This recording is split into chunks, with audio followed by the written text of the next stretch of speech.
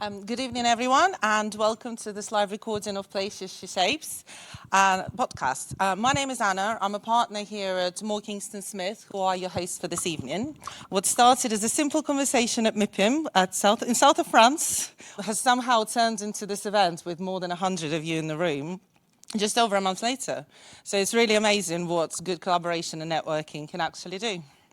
At Moore Kingston Smith, we are a professional firm with a strong focus on our people and helping them realize their ambitions. As a firm, we're focused on creating an environment where our people can actually shape the careers that suit them as individuals, whatever that looks like at a different stage in life. I'm sure most of you in this room have had a clear career path when you finished school and university, and I'm sure most of you in this room have had a few changes to that career path since that. Take me, for example, a girl that grew up in the far east of Soviet Union, Russia, is now standing in front of you and presenting this as a partner in a top 10 firm in accountancy and audit and advisory in the UK. Still kind of sounds surreal when I say it out loud. Events like this, when we focus on individual journeys and experiences, are very powerful for me and for the rest of the firm. They allow us all to connect, learn from one another, and hopefully leave feeling inspired. Anyway, that's probably enough from me, and I hope you have a wonderful evening, and please welcome to the stage Zoe Smith. Okay, good evening everyone, and welcome to the Places She Shapes podcast live at Moore Kingston Smith. Tonight we're talking about the shape of ambition. And I love that title because ambition does have a shape. In fact, it has many shapes. My name is Zoe Smith, and I've always been ambitious. Not always focused, not always polished, and definitely not always following the obvious path. I failed exams, I dropped out of university. I was the girl that never quite knew what she wanted to do, but always knew I wanted to do something. Ambition isn't always neat. It doesn't always arrive as a 5-year plan, a job title, or a perfect vision board. Sometimes it begins as frustration or as a quiet little voice saying, surely there is more than this. But over the last 2 seasons of Places She Shapes, those are the stories that we've been drawn to. Not the perfect, polished LinkedIn version stories, but the real ones. The setbacks, the reinventions, the confidence wobbles, the identity shifts, the business struggles, the moments where from the outside you look completely fine, but on the inside, you are feeling like you might soon appear in a murder documentary. That is the stuff that interests me, because ambition is not just performance. Ambition is persistence. It is what shapes us, what shrinks us, what strengthens us, and what happens when we finally stop asking permission to own it. But I do think there's a question worth asking tonight. Is there a difference between saying, he's very ambitious, and she's very ambitious? Women's ambition is a funny thing. We are meant to have it, obviously, but usually in a very specific format. Aim high, but don't make anyone else feel funny about it. Be driven, but not ruthless. Show leadership, but stay warm. Be confident, but not intimidating. Speak up, but in a nice way. Be visible, but still somehow modest. It's like being told to be a firework, but also a scented candle. It's confusing, it's exhausting, and if we're honest, it's also fascinating. So tonight we're going to get into it. We'll talk about the ambition we started with, the ambition we hid, the ambition we inherited, the ambition we had to rebuild, and the ambition we're still trying to define on our own terms. We'll talk about leadership, confidence, identity, setbacks, pivots, and the unseen moments that shape who we become. And because this is recorded live, we would love you to be part of it too. There'll be a mic for audience questions later, so if something resonates, challenges you, makes you laugh, or makes you think, I've absolutely been there, please join in. I read something recently about how we need more women with a message to be willing to be seen and heard. Not just as importantly, we need more women willing to support them when they do. So I want to say a genuine thank you to my guests tonight for being those women, for being willing to speak honestly, openly, and courageously. And thank you to all of you in the audience for showing up to listen, support, and be part of the conversation. I am a firm believer in picking your battles, and one of the battles I will always pick is this. amplifying the voices of inspiring women and sharing the moments that have shaped their journeys. That is the mission of Places She Shapes, because these stories help us define ambition, help us understand the ambition that changes as we do. That ambition changes as we do, It changes with experience and confidence, with heartbreak and burnout, with parenthood, success, failure, and all the private turning points no one else sees. So if tonight helps one person in this room define ambition on their own terms, then it will have done exactly what I hoped it would do. So thank you all so much for being here. Now, I am delighted to introduce our opening speaker, Mitch Lloyd-Jones. Mitch was one of the standout guests from season 2 of Places She Shapes. She is a former fighter pilot and now trains the next generation of our country's fighter pilots. So to begin tonight's conversation on ambition, courage, identity, and what it takes to keep showing up, please join me in giving Mitch a massive welcome. Thank you, Zoe. Good evening, everybody. When Zoe asked me to do the opening speech, the last couple of weeks, I've actually been lacking a little bit of motivation to try and write something, which I suppose I've had quite a few personal issues going on over the last few weeks, and I found it a little bit ironic that when I'm trying to talk about ambition, that I actually was struggling to actually motivate myself to write something. And it made me sort of sit back and think about my journey and what's my shape of my ambition and what I've actually... what sort of things have helped me to sort of achieve where I've got to in my life up to now. So what's my shape of ambition? Oh, here we go. Sorry, here we go. There we go. What has sort of got me from being that little girl on the left with my dad there, going to then being about 17 years old in the Auxiliary Air Force, doing my A-levels, to an air traffic controller, and then eventually achieving something that I'd always sort of dreamt about from about the age of about 13. I wasn't that young when I actually wanted to do that. So I think as a teenager, ambition wasn't really a word that was really in my vocabulary. I think it was more a feeling, as something that I really wanted to, something that I wanted to achieve. I wanted to be a pilot in the RAF.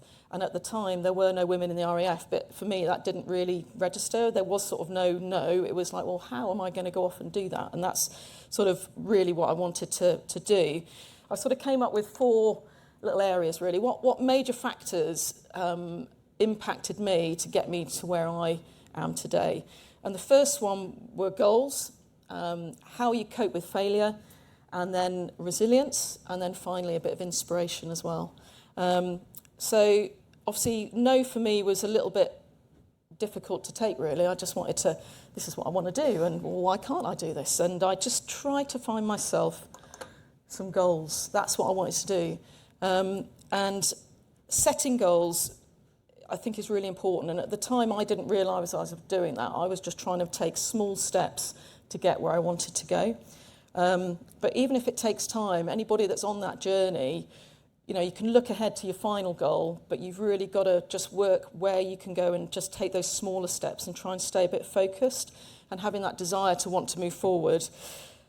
And with goals as well, it's making sure that those goals that you have are your own. And if you're feeling maybe not particularly motivated or you feel your ambition isn't particularly there, then maybe ask yourself, is that really the goal or the job that you're in? Is that really what you should be doing right now? And I certainly questioned myself. I was going through training and I was struggling. It wasn't easy for me going through, and I asked myself that question, you know, is this really what I want to do? You know, it wasn't something that my family had put onto me. It wasn't like a dream that my father had wanted and put onto me. So when I was struggling, I had to dig deep and I actually, you know, this is what I want to do. But I don't think there's a problem with actually doubting yourself and asking yourself that as you go through that journey. So for me, I sort of committed to it. And I think with regards to that, just making sure that you know, is that really what I want to do? Well, yes, it is. And for me as well, going through flying training, you could be at the beginning of a week doing really well, and then you could fail 4 flights, and that would be it. Your dream would be over. So there's a lot of self-induced pressure going on at the time. So having small goals, and for me it was, I'm going to pass this trip right now.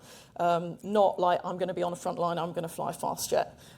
It was literally one step at a time. So, you know, for me, goal setting was really important. But like I said, it was probably a subconscious thing at the time for me.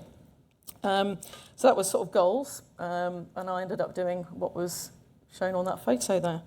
So for the next one then, failure. How you cope with failure. Again, going through training, I was presented with failure all the time, and we're all presented with failure, but it's how we deal with that, and it's also how people deliver failure to you. I think as managers, you know, if you're delivering bad news to people, you can absolutely crush somebody by telling them that they failed something or not done particularly well, or you can actually maybe build somebody. And when we are flying, we can't really deal with failure particularly well in the air. We have to put it behind us unless it really impacts what we're doing next. It's something that we will reflect on when we get down, and every sortie that we do, we will get together, and I don't know if this is out in industry, I hope it is, and you will now reflect on the performance and what you've just done and take some valuable learning points from that, and making sure that you build with that, and then actually it doesn't crush you. I think failure can actually make you doubt yourself, it can make you underconfident, so you've got to be able to tackle that in the right way. And for me, I was really underconfident. It was really difficult for me to deal with. But it was like, well, how am I going to pick myself up? Well, I've got this goal. I'm failing. I'm dealing with air sickness. This is really difficult, but this is what I want to do. So I think ambition and failure are all linked together, and it's part of that journey of how you deal with it and learning from it as you go along. That was sort of failure. So don't let it crush your ambition, basically. Failure is going to happen at some point on your journey to doing what you want to do. And that certainly happened to me. Linked with that is resilience. You've got to be able to pick yourself back up again when things go wrong, and don't don't take the easy route. It would have been really easy for me to have just gone, do you know what, this is pretty tricky. And actually, it's so much easier if I went off and did a different job. That's the easy option. So if you've got this desire to want to go off and do something, that resilience of going, do you know what, that didn't go so well. How can I get around that, and how can I actually now build myself to then go back and then keep achieving everything? And again, this for us comes through debriefing, analysing our performance. So don't dwell on the failures, because otherwise you can't really focus on what's going on. And it's just that sort of step-by-step progress to achieve what you want to do. So that was sort of my views on resilience. And having an honest self-awareness, making sure you're aware of your appraisals, and don't take them too personally as well, making sure that it's constructive criticism that people are trying to give you. So that was sort of what I thought my journey was, a little bit in a very short space of time. But then I thought I'd look at the definition. So definition of ambition is a strong desire to achieve something. I definitely had that, and I had that from a young age. It was something that I really wanted to do, and that was just something that was inbuilt in me. Ambitious people, what are highly ambitious people? They're goal-orientated. So I suppose that was me. I had these little paths that I took. I didn't call them goals at the time, but I had these things that I did that, how can I get into the military? Because that's what I want to do. They haven't accepted me as a pilot. I'll be an air traffic controller. How do I go from an air traffic controller and be a pilot? So, setting goals to try and get where I wanted to. Persistence through difficulties, that certainly happened to me. Failing lots, throwing up all the time. That was certainly my persistence. And eventually getting there. And even when I got onto the front line, after 2 years, things didn't work out that well for me. So I then ended up in an instructional role, which has been my absolute blessing, really. That's where I've loved teaching. So even though my goal, I achieved it, I couldn't sustain it. But accepting that and moving into something I absolutely love, I've now sort of flourished and have really found an area of work that I absolutely love. So there's certain areas that you can explore within that as well. So, and then the last one is a drive for self-improvement, and that comes through failing and analysing what you're doing so that you can continually improve your performance, and that way you can become a better person, or you can become better at your skills and the jobs that you do. So I was definitely doing all this. I didn't know I was doing it, but that's the definition out of Google, and that's what I was doing. So there we go. And something that I think links really well with what Zoe and the team are doing is inspiration. It's not written in any of the words that I found on Google. I think inspiration is the spark to ambition. And any of you could inspire the people that work for you, or you could have people inspire you. For me, it was my dad. My dad took me to air shows. It was the TV programmes. It was Blue Peter and Watching the Red Arrows. It was Top Gun. It was Iron Eagle, all these wonderful 80s films that sort of really motivated me. And that sparked my ambition. That sparked that journey. And, you know, as managers, you can do that for your team as well. So I think that's really, really important. And, you know, and the work that Zoe's doing with the team and putting those stories out there, I think it motivated my friends and inspired my friends on my story, which really surprised me. So imagine all those people out there listening to what you're doing. I just think, you know, that's what we should be doing. And I think that can help people, you know, become ambitious, be ambitious and achieve what they want to go off and do. So I'm just sort of going to summarise, really, is the fact that I think that setting goals, I think, is really important, be it subconsciously. If you've got a goal, don't just focus on the end point. You've got to take it slowly, because otherwise you'll forget what's in front of you and you could screw that up and then it'll never happen. So for me, it was like passing one flight at a time to achieve what I'm trying to do. How you apply that in your industries is obviously going to vary. And for me, you know, what's the difference between ambition and dreaming? You know, mine was a dream to start with, and the only way you change that is by taking that step, and you make that first goal and you go and do it. So, you know, it'll stay a dream if you don't actually action it. So have that confidence to do something and actually step up and try and make those first steps. Stay focused on the first short-term goal. And something we talked about in the previous podcast was a no really is only a no if it's really, really valid. For me, it's not a no, it's a how. How can I get around that, and how can I achieve what I'd like to do? So thank you very much. Was that? Thank you, Mitch. I knew you'd be amazing. Please show your appreciation for Mitch, everybody. Thank you. Thank you. You're getting it. I love it. Now, I'm thrilled to be able to invite my first two guests to the stage from Oyster and leading from the front, Annelies and Ali. Please make them welcome. Annelies, firstly, thank you so much to you and Ali for organising tonight, getting all these amazing people here and providing for the amazing refreshments. Thank you so much. I really appreciate it. Annelies, you went from performing as an opera singer on huge international stages to rebuilding your career after a thyroid condition changed your voice at just 23. When something so central to your identity is taken away, how do you begin again? And what did that chapter teach you about resilience that still shapes you today? Wow. So if you would have asked 18-year-old me that I would be, you know, or tell them that I'd be working in recruitment or real estate for that matter, I would have turned around to you and said, one, what's recruitment? And two, what's real estate? Singing was my entire identity up until I was 23. I had an album in the classical charts. I performed at Wembley. I performed at Twickenham, and I also had sung for the Queen at her garden party, which was amazing. When I was 23, I ended up going to a singing lesson, and I just couldn't hit that range anymore. I went to the doctors. They told me I had a thyroid condition. It completely affected my range, which completely knocked my confidence and completely made me lose my entire identity at 23, which was all I'd ever known.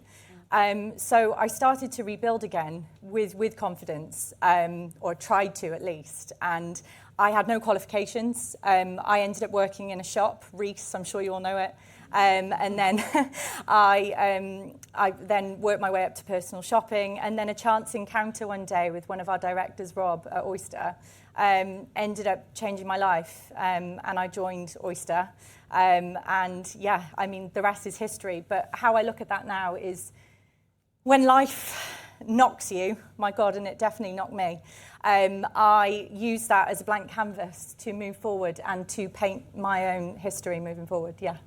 So looking back, what did saying yes to Oyster unlock in you, do you think? Well, I think Oyster actually unlocked me as a person. I didn't realise, but Oyster's an amazing place for anyone starting a new journey, especially a recruitment journey.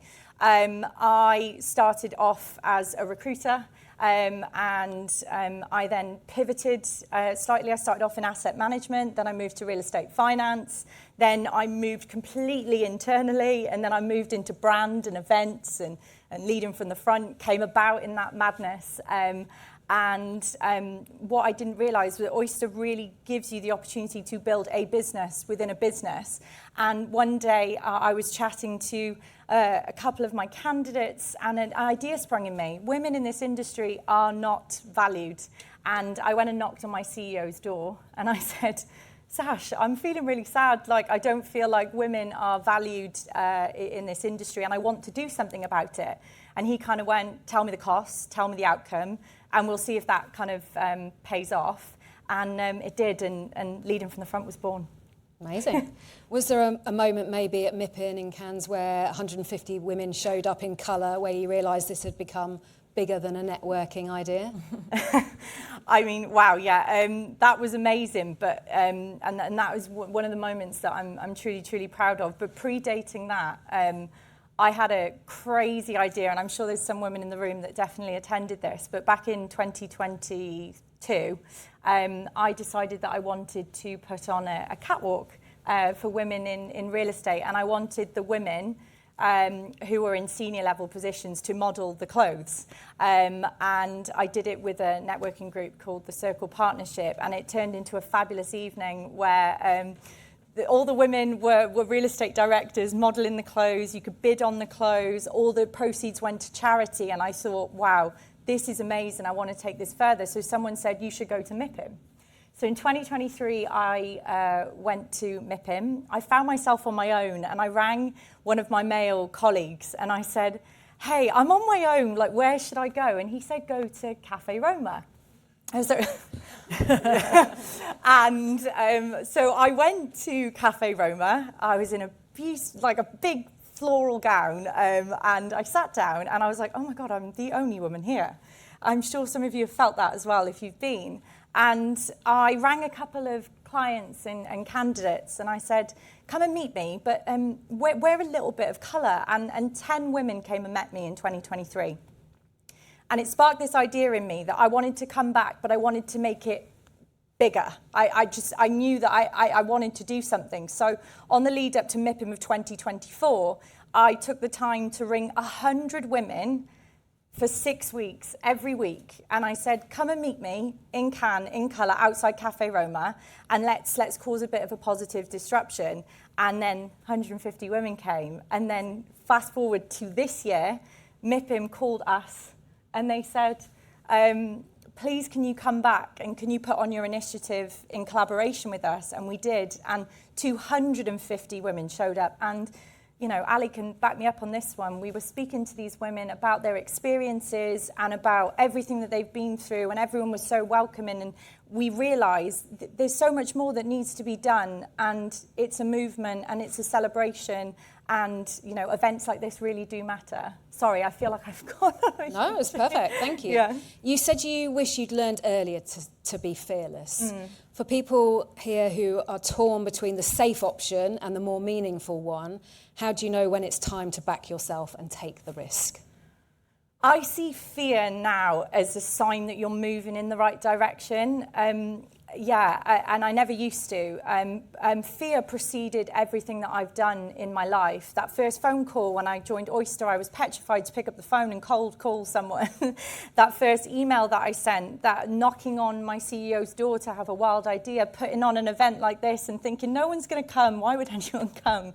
And then everyone coming. But I know now that that fear in you, that thing that gets your heart racing, is usually the right decision. So what I say to my younger self or to people out there is stay fearless and choose to feel fear publicly than remain comfortable privately, is what I would say.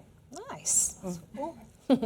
Right, if you've listened to the podcast, you'll know that at the end I ask my guests some shaping moments questions. So Annelies is going to answer these for me. So the places question, you're in a room with everyone you've ever met, dead or alive, excluding your immediate family. Who would you look for first? Can I break the rules? Oh, go on. And this is twofold. I speak a lot about women and I champion women, but actually the two people that I would look for are my male allies in life. The first one being my father. So my father taught me everything I know about resilience and polite persistence. My father came to the UK, no one would offer him a job, and he slowly built his way and he's now the global business development manager of a huge pharmaceutical company, and he taught me what it means to keep at things. So he, has taught me so much in business. And then my partner, who, has allowed me to be unapologetically myself, and friends in the room will know I'm not that easy to be around, but he's championed me and really helped me change for the better, and all my crazy ideas he just takes in his wings. So I wanted to say my father for the woman that I've become, and my partner for the woman that I'm becoming. Lovely, thank you. And the she question, who's the woman that you turn to for advice and why? I'll be honest, it's actually this lady right here, if I'm being completely honest. When I first joined Oyster, I remember watching Ali stand up, do things, and I thought, wow, she is razor sharp. She is so ambitious. And if in 3 years I can aim to be someone like Ali, then I'd be truly grateful, and I'd know that I'd done really, really well. I'm now, super proud to say that she's not only one of my closest friends, but she's also my colleague and my co-founder. Wow, I'm getting emotional.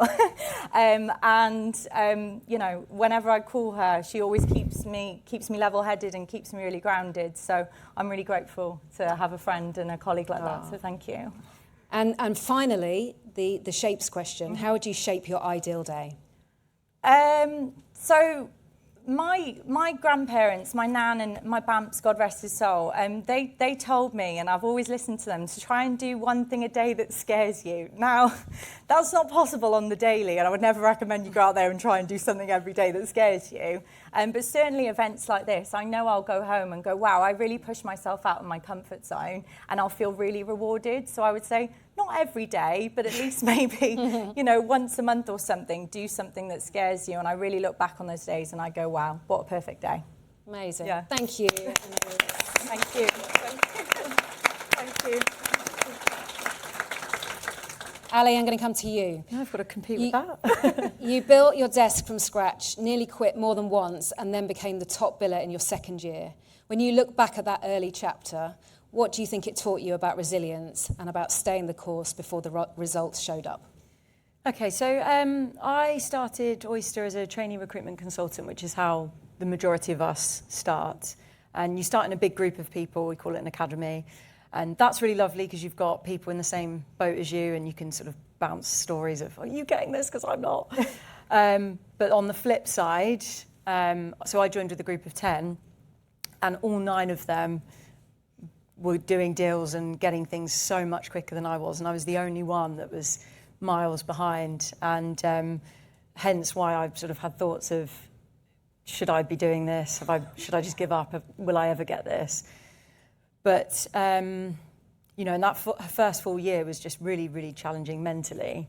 But I think I've got something in me that's, you just can't give up. And if you've invested that much energy into something, I wanted to see the results in the end. So thank goodness I did, because everyone around me was saying, just keep going, and you will see the results. And obviously in my second year, I had a great year, and it's been great ever since. So I think the key is just to show up every day and be consistent, and eventually you will get there. You said you did not begin with huge confidence, but you clearly had the ambition, even if it was quieter or still taking shape. How has your relationship with ambition changed over time? And when did you first realise that wanting more for yourself was not something to downplay? I'm definitely not, I wouldn't consider myself a confident person. I think that's grown with time. I've worked at Oyster for 10 years, so I've done, to an extent, the same thing for 10 years. And obviously then I've gone into management and into directorship. But I would say I've always been an ambitious person in the sense of knowing I want a nicer life for myself. I suppose I just didn't have the clarity of what exactly that looked like. Yeah.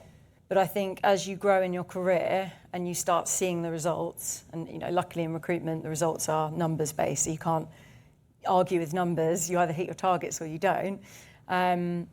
I started realising actually I can do hard things and things I didn't think I could. And then my ambition grew because I realised I can do all these things, I can have these nice things, I can have a nice life. But I think the key is to be proactive with it and ask for help, ask for feedback. Mitch said it, but feedback's huge, and don't take it personally. It's positive. In 2020, leadership found you before you were actively chasing it. Your manager told you he was leaving and wanted you to take over the team. What happens when somebody else sees your potential before you fully believe it yourself? And how did that moment reshape the way you lead? So I in my first sort of 5 years of recruitment thought, I don't want to lead, I don't want to manage, it looks too stressful.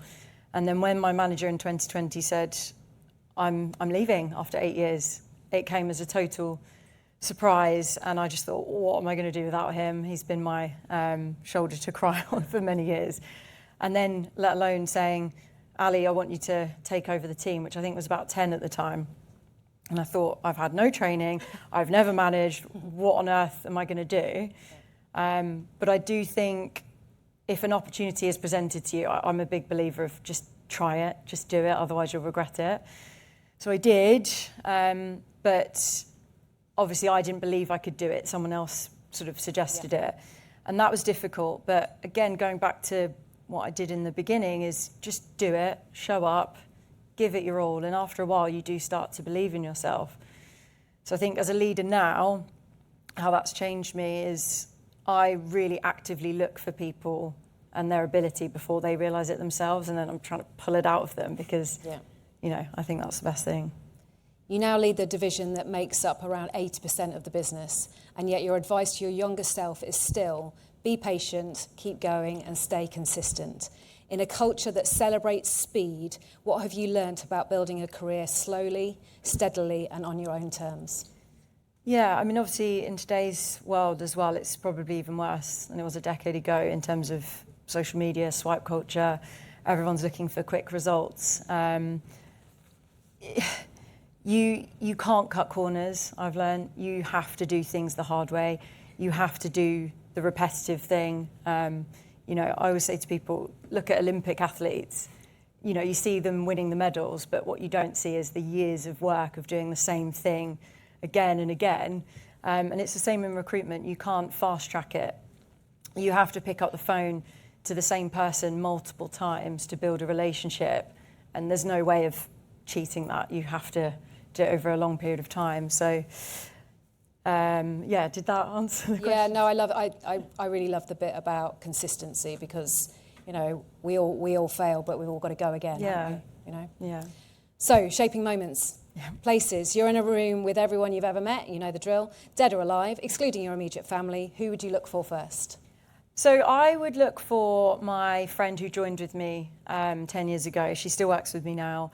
And the reason I would look for her is because she saw me, crying in the bathrooms, hiding behind the scenes, almost giving up. And she really pushed me to just stay positive, keep going, you'll get there. And I think she's been a real emotional support for me. And who's the woman you would turn to for advice on your she question, and why her?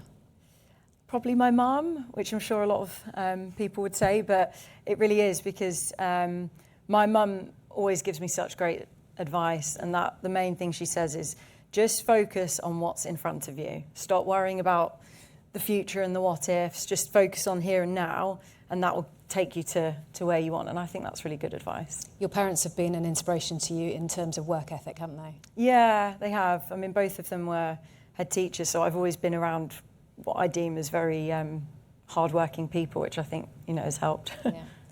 Shapes. How do you shape your ideal day? Oh, easy. I mean, mine would be waking up in a new city or a beach, sunny destination, glass of rosé on a rooftop, eating loads of food, something like that. Okay, amazing. Right, before you go, I'm going to do 2 very quick-fire questions, okay? Right, Annelies. Yeah. Comfort zones, dangerous or deeply misunderstood? Ooh, deeply misunderstood. Why is that?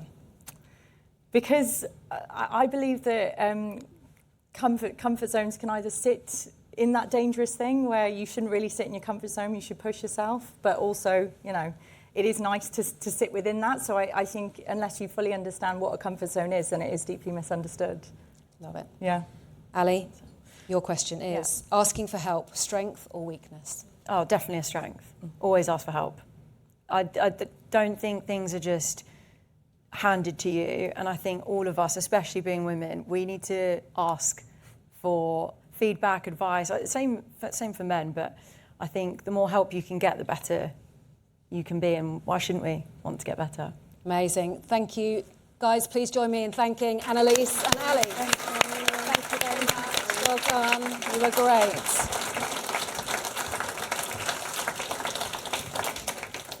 Ladies and gentlemen, please join me in welcoming to the stage Zoe and Franky.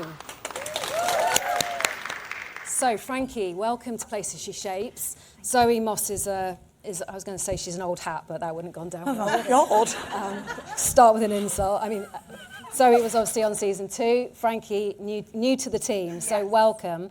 You started Jolie in 2017, aged just 25, after building a team inside a much larger property developer and thinking, I can do this on my own. At that age, ambition must have felt really exciting, but also slightly exposing. How did you get to the point where you were comfortable with saying, I want to build something of my own? Yes, I mean, it's so funny when you're that age. I think there's so much naivety at play, and actually I never really imagined that I wouldn't do something of my own. When I sort of think back on it and try and get really deep with it, I've just always come back to the fact that I always knew that I wanted something of my own at some point. In terms of finding it at that age, again, it's a weird thing, age. I think every time you reach a milestone, you sort of feel like you are maybe older than you actually are, or you just sort of feel more experienced than you actually are, and it's only when you look back and go, oh gosh, you're actually quite young then. But I just had this feeling and this kind of burning desire, I guess, that I wanted to change the market a little bit. I wanted to shake it up. I felt that I wasn't being heard where I was working previously. They were amazing to support me, but they, rightly so, weren't able to allow me to completely explore new avenues. And so I knew I had to do that on my own terms. And so that was when I really had a wake-up call. I remember I turned 25. It was my birthday, and I took a couple of days off, and I just felt like now was the time, and naively went and established my company on Companies House and handed my notice in a month later. Amazing, amazing, love it. At that time, CGI and animation in property could be quite gimmicky, but you had this bigger idea about multi-sensory experience, going deep into neuroscience research and behaviour. What was the moment you realised ambition was not just to create beautiful visuals, but to change how people feel and understand a place before they ever step inside it? Yes, I mean, this comes back to the root of everything we do at Jolie, and it's the lifeblood of our work, and it really comes from this place and this deeper meaning for me to want to have more impact and leave a lasting impact on the world. And I think even through university and when I was studying as an architect, I just felt that I didn't want to be just designing things and explaining things in a non-meaningful way. Sometimes, you know, you hear people pitching and it just feels a bit waffly and it doesn't really land in a tangible way, and I wanted everything to have a deeper meaning. So I instinctively started to research how, as a designer in spaces, I could actually have a positive impact on people's lives and their livelihoods and their well-being. And also as a young kind of athlete, I was always really interested in fitness and wellness, and these two worlds just kind of collided for me. And I guess I just experienced too many spaces that I felt were taking and not giving back. I've been around, you know, hospital environments as a young child, and I just found those really anxiety-inducing, and there was so much there, I guess, that was bubbling away whilst I was studying, that when I actually then came into the industry and saw how many hundreds of thousands of pounds, if not millions of pounds sometimes, are spent on design and fit out, it really needed to deliver something more tangible, and that's where I started to research around sensory design and meeting with neuroscientists. Amazing. You set yourself some North Star clients and now you're working with them. Can you tell me about the North Star setting process? who those clients were, and now that you've achieved those goals, how do you go about setting the next ones? Yeah, I had an amazing mentor sort of 3 years into Jolie, he was running an incredible tech company actually, so not at all related in terms of industry and sector, but one thing he gave me, which will always stay with me, was, Franky, you need a North Star goal. And kind of threw a few books my way and said, read these, and this is really important around North Star goal setting. So I got a spreadsheet and literally started dragging on these dream brands that one day, if I managed to design for those, whether those were hotel chains or restaurant chains, like that would be an absolute dream of mine. And so a couple of those names were things like Nobu restaurants or the Standard hotels or Hoxton Group, things like that. I really was clear on the moments where I know I would be able to go home and be like, oh my gosh, that's incredible. And I just put them on an A3 sheet and distributed it amongst my team at the time, who were only 3 people. We're now 22. And just said, this is what we're going for, by the way. And honestly, I think vision setting in that way, you start to then, as was mentioned earlier, you start to take steps back from that and think, okay, well, if that is the end goal, then actually maybe this thing that I'm being told I should focus on is actually kind of distracting, because that's not going to get me anywhere near that goal. Maybe I'll, look at my path slightly differently. So without that end vision of who might be a dream client to work for or with, I think it's really hard to then put the steps in place to get there. And how are you going about setting those new ones now you've achieved the first ones? Yeah, I mean, that's quite a challenge, actually. I think the world is so big and vast and there's so much opportunity. And I think it's less so about certain brands or sort of certain businesses. It now becomes more about different countries that we'd love to explore designing in, and we do a lot of work. We're doing a big project in Abu Dhabi at the moment. We're doing a lot of work across Europe and in America. We've just opened our New York studio, so we're certainly very kind of culturally curious, I guess, as a team and as an individual. And so it's more now looking at what sort of territories we think we'd love to kind of play around in, and it is all just a big game at the end of the day, so having a lot of fun with it. So you mentioned New York, you've got a studio in London and in Manchester, 22 people, a growing leadership team, while still owning 100% of the company. How has your ambition changed as the business has grown?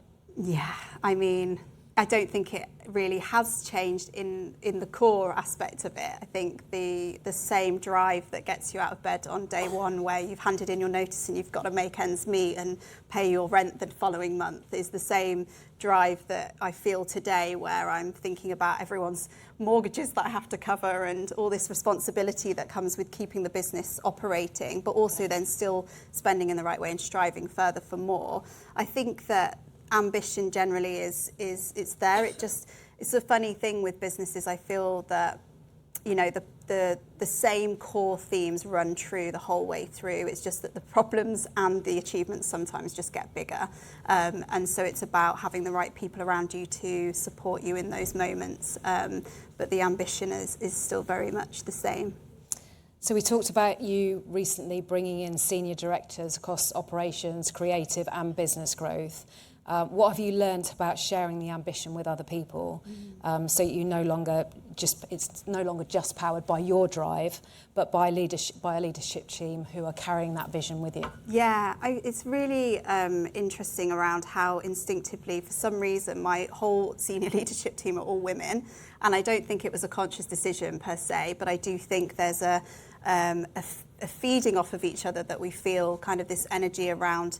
I've always worried, I guess, that I'm the only one that's in that room that actually cares about this baby and wants to keep this baby alive, that is the business. But actually, you can really impart some of those feelings onto the people around you. And we are really like a force to be reckoned with sometimes as a collective, where they'll get fiercely protective of the thing that they know I own 100% of. And I think that's a really good indication of having brilliant people who really buy into the bigger vision and understand the graft and the hard work that has to go in to get there. And it's almost as though, the ownership side of things, and also the coyness of talking around like money and shareholding and all that just sort of falls away, and actually it just becomes about the day-to-day and whether we love turning up to our jobs or not.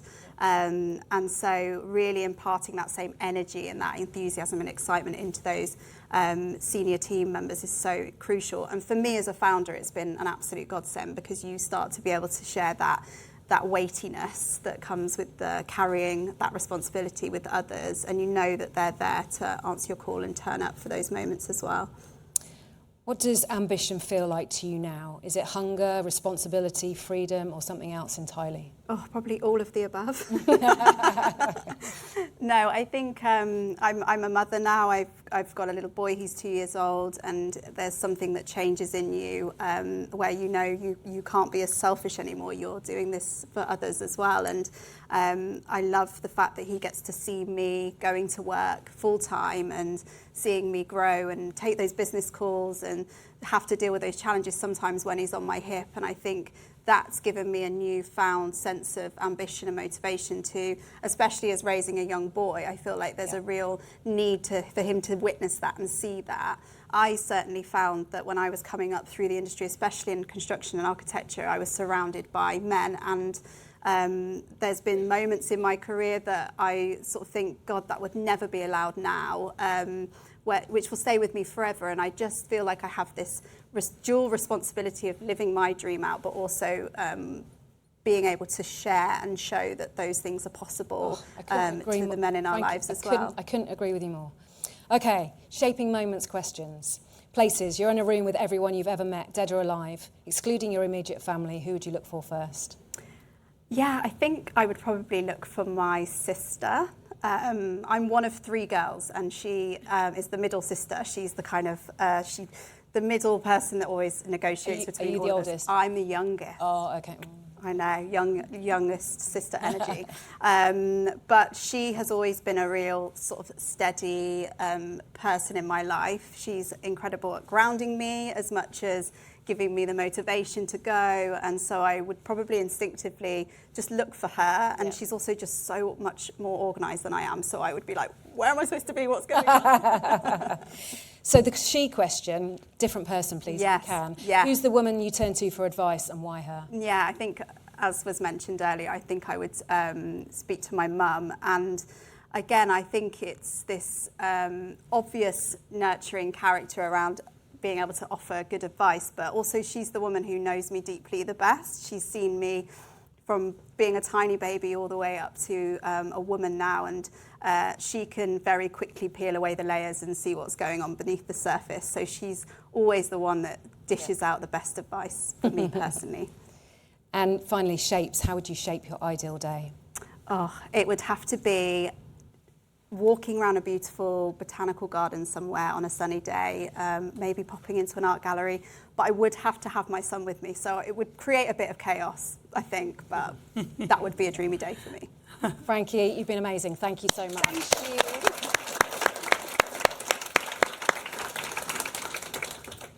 Zoe, you've said your biggest leap came from when you walked away from a job with no plan, no safety net, and risking everything. You then turned that moment into your business, Cast, now the UK's first majority female-owned main contracting business. Love saying that. When you look back, when you look back at that moment, what do you think you were really backing? Your network, your instincts, or your team? There's no one singular answer, I don't think, to that question. I think those that know me, though you know me, I don't suffer with a lack of self-belief, probably a bit too much belief in myself. But I think, being really honest with you, if you're going to go out into business, you have to have the confidence.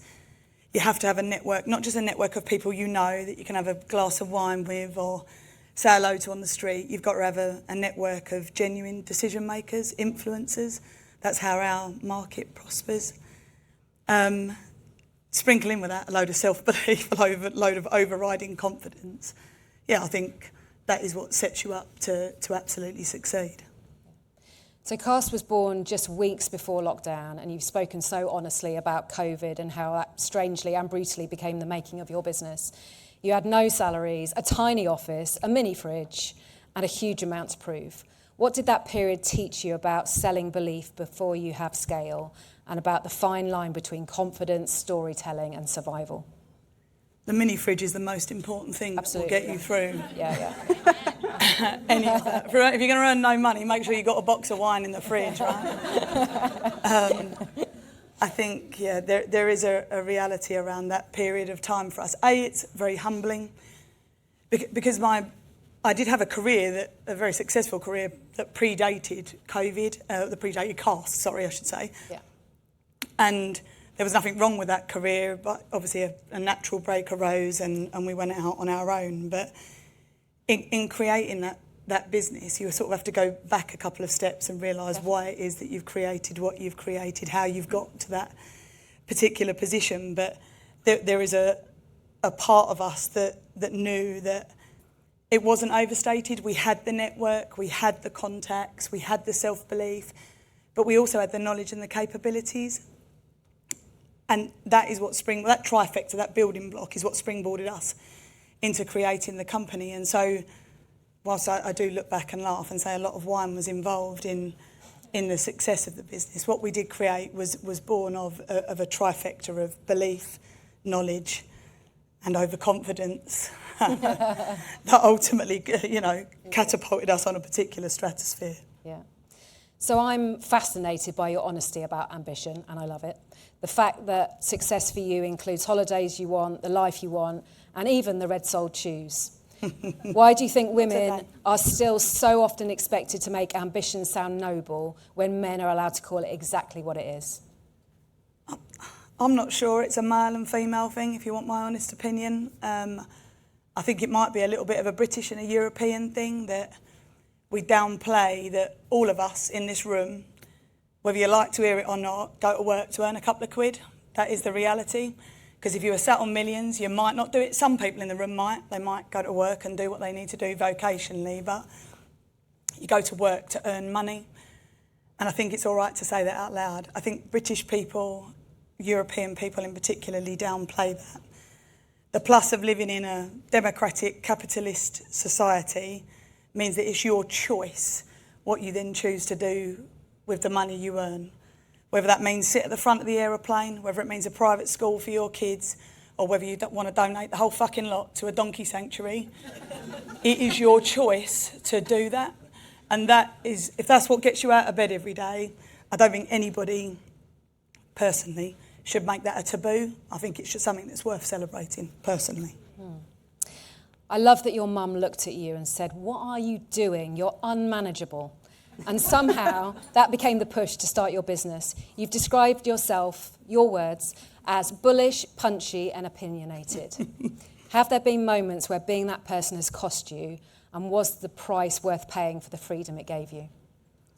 So I think that you are quite right. They are my words that I use to describe myself, but I'd like to think there are a few other adjectives that go in the mix. But they weren't as fun. No, they weren't. They weren't as catchy. You know, you're on a podcast, you're aiming for fame. But there is a reality. There are some other things that sit around that. I think, honestly speaking, there are not many CEOs I have met in my life that have been particularly effective if they're not forthcoming with the notion, the idea, the decision-making that has to sit, because somebody has to make the tough decision. You might not like it, but somebody has to be that determiner of the decision.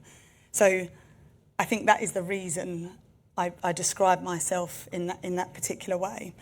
There is also, as I said earlier, I'm not plagued with self-doubt or a lack of self-confidence. So when you say, has it cost me? I guess the other question is, do I care if it costs me? And that's because I'm a person that genuinely is focused on moving forward. I don't really look back much in life. There's no time for regret. You can't change what went before you. You can only deal with what is right in front of you. So I've got an anecdotal story of somewhere that a year ago I wrote to a client, an Italian client, and I basically very politely told her that she got it all wrong and that she needed to employ a UK-based fit-out company because the Italian firm she was using had beautiful ideas, gorgeous design, but absolutely bugger all idea when it comes to building control, fire, statutory. They were just like, what? No idea. Anyway, I tried to Janet and Johnnet, for want of a better expression, because it got a little bit lost. It can get lost in translation. Anyway, that was a year ago. She ghosted me, obviously for interfering. No. And anyway, I heard from her last week, and she asked for a call yesterday, and Aitor, myself, and one of my other colleagues went on the call, and she said, a year ago, Zoe, you wrote to me, and you told me my fortune, and I thought, who the fuck is this girl that is questioning my architect and my approach? And she said, but what I can tell you, Zoe, is you were absolutely right. And I am now going to deal with that job a year on. And so a year ago, yeah, maybe I overstepped. Maybe in my self-confidence, my belief in myself, our business, what we deliver, maybe it was a bit too much. Maybe in the cultural differences, it got a bit lost. But the reality is, that's the reason I don't look back. I thought she ghosted me. Oh, well, never mind, she'll learn. Anyway, she did. So now she's back at the right table. So everything's all right again. Love that story. Thank goodness we didn't do this podcast 2 weeks ago. What story would I have told? Amazing. You're very clear that you do not see yourself as a spokesperson for change in a symbolic sense, but in the practical sense, your mantra is do what you say you're going to do. I'm sure there's some other words in there, but I'm not going to repeat them. In an industry where trust is often broken in the detail, how have you built a culture where reliability becomes a competitive advantage? I think there's a couple of core points to all of that.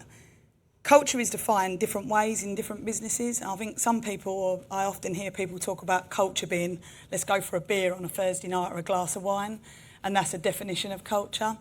In my opinion, that is absolutely bugger all to do with culture. Culture, in a business setting, is being able to get the people that work for you and within the organisation to do what you would do if you were in the room but you're not there. Right? If you can create that, that's how you create consistency. If you create consistency, then you see through on the... And I say this, and Aitor laughs at me a lot because she's too young and too Irish to know what I'm talking about. But what I mean is there was an advert a long time ago that was the Rousell moment, and it says, do what it says on the tin. Yep. And there'll be a lot of people that ain't old enough to know what that is, but it was just about painting a fence, and then the fence was like protected by this varnish, and it did what it said on the tin. And so I can't write that on my brochure because I think Rousell will come after me for like some sort of payment. But there is a reality that we just go into a room, and if you commit to a price, a product, a person, it sounds so basic, but that is broken, arguably, within the fit-out industry, that people walk in, sell a load of old bullshit, and then break promises thereafter. If you just do what you say you're going to do, that creates scale, relationships, people by people. They double down on those relationships, and there's a lot to be said for that notion, and that is why I'm so committed to the culture thing. Is most people, when they come and say, so what would you do in this scenario? I say, tell me what you would have done, and they're like, that's exactly what I would have done. So that means I'm doing something correctly, because it's rolling that out. But with 125 people, with 10 jobs on site at one time, I can't be in every single location. So you have to drive a culture from the top without sounding horribly hierarchical, but you have to drive that through all your layers, your senior team, to your junior team, and then even your grads and your academies that are coming on board, and then drive that from the bottom up also. And I think that is what pays homage then to, scale in the timescales that we have managed to achieve that. Yeah, I agree. What would 11-year-old paper round Zoe make of the woman who now signs off the big decisions? There's some similarities with what Ali and Annelies were saying around wanting to do it right, wanted more, wanted it better. I come from very humble beginnings, and I wanted more. If you wanted a pair of trainers, you had to have them for Christmas, because there weren't any money to buy you a pair of trainers any day of the week, which is dissimilar to the life that is possible to lead now. I think I also don't have what Mitch said, where, Mitch, you knew exactly what you wanted to do. Yeah. Well, at 11, all I knew is I wanted to earn a couple of quid. And I wanted to earn a couple of quid more than everybody else, so I could facilitate doing nice things. It's very, very not articulate in any way, shape or form. But I didn't have a vocational direction with any of that. So at 11, I just knew I was very prepared to put the hours, the time, the graft in to get something out the back end of it, which obviously wasn't a bloody vocation, otherwise you'd be seeing me delivering the Daily Mail as we speak. But that was never the ambition. But obviously, as we've gone through the years, and I landed in construction very, very much by mistake. It just so happened that industry suits me. I love it. It's tangible. It's real. We get to say ooh and ah at the end of all of that. And I think there's a lot to be said for that. So yeah, 11-year-old Zoe would probably say, I knew you would get there, because she didn't have any self-confidence age 11 any more than she does age 43. So if you want to hear Zoe's Shaping Moments questions, you'll have to listen to her podcast if you haven't already. I was glad you didn't ask me, because I'm thinking, shit, I won't remember the answer. No, you didn't have to repeat. You could have had new ones, but we're not going to get them. We're not going to get them. We're going to do some quick fire questions. Oh, Franky. not about coding. No. Okay. No coding, don't worry. Franky, you ready? I am. Talent, real advantage or overrated compared to consistency? Overrated. Ooh. Can you tell me why? I think you have to have... No, I think it's overrated. I think you can be incredibly talented, but if you don't show up time and time and time again, you'll never get anywhere. However, if you're not super talented, but you do keep showing up and trying and just learning from people around you, and you're a bit of a sponge, you can cruise through a lot quicker, I think. Yeah, I agree. Zoe, being busy, sign of success or sign something's wrong? I'm always busy, so I would say I'm going to have to say success. But I think there probably is an answer somewhere in there that when you work really hard and you're on a trajectory and you think it's all about the hours that you put in, I think maybe again being a little bit older, I have learnt that it's all right not to be busy. You don't have to feel guilty about not being as busy. And that's probably something where so my immediate response to it, like in 2 seconds, is you've got to be busy. Yeah. But the truth is, objectively, I don't actually believe that. I think you need to be efficient, apply yourself and achieve great outcomes in the time that you allow yourself to do it. Play tennis. Yeah, and play tennis. Exactly. Make time for other things. It's important. Franky, failure, best teacher or just failure? Best teacher, absolutely.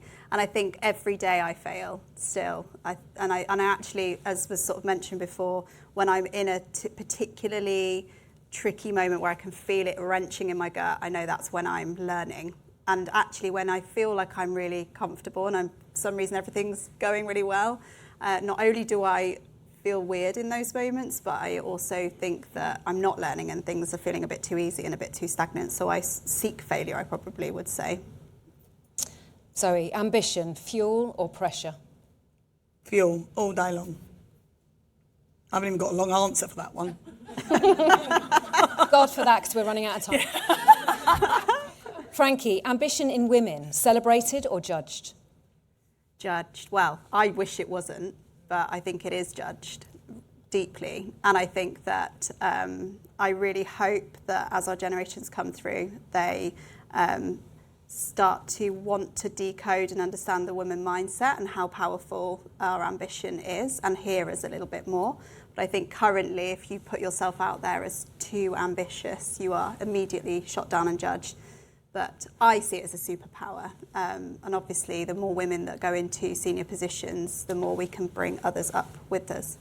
What form have you found that judging to be in? In a similar way where ambition talking around money and wanting to climb the ladder is seen as taboo or a bit awkward.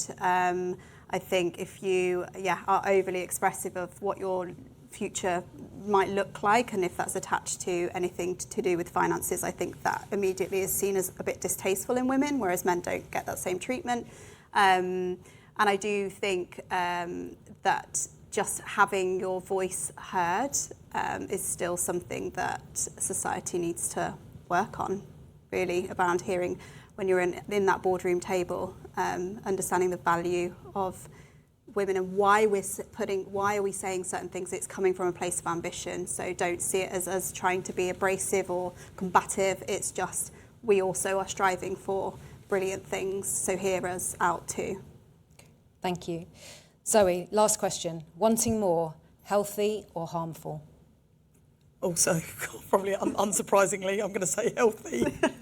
Why do you think that? In the context. I think because whilst I say it's all right to absolutely have periods where you're completely relaxed about what's in front of you, I think being motivated to achieve something, and whatever that achievement is, whether it's pass your driving test or whether it's become a pilot or whether it's own your own business, that forward momentum I think is important. It's healthy for all of us to want to strive for something else, and life is interesting, right? We get to live in a modern, civilised world that we should take advantage of every opportunity that is put before you.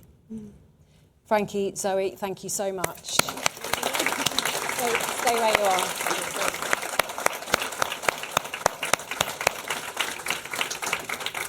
So, as we reach the end of our evening, I wonder, what's your ambition?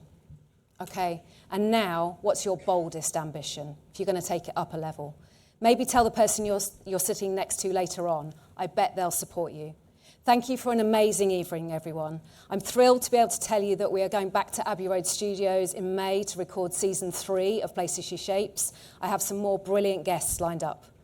Not only that, we're also starting a new spin-off series called Places She Shapes New Tracks, where I talk to those at the beginning of their journeys.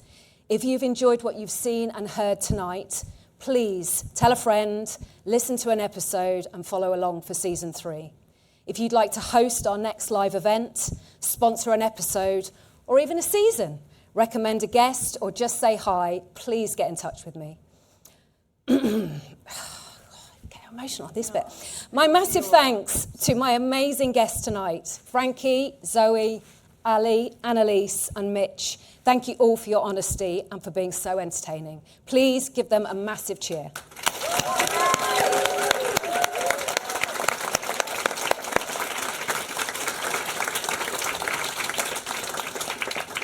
I'd also like to thank the MKS team, Storm, Oyster, leading from the front, and the JAC teams for all your generosity and support. A round of applause, please.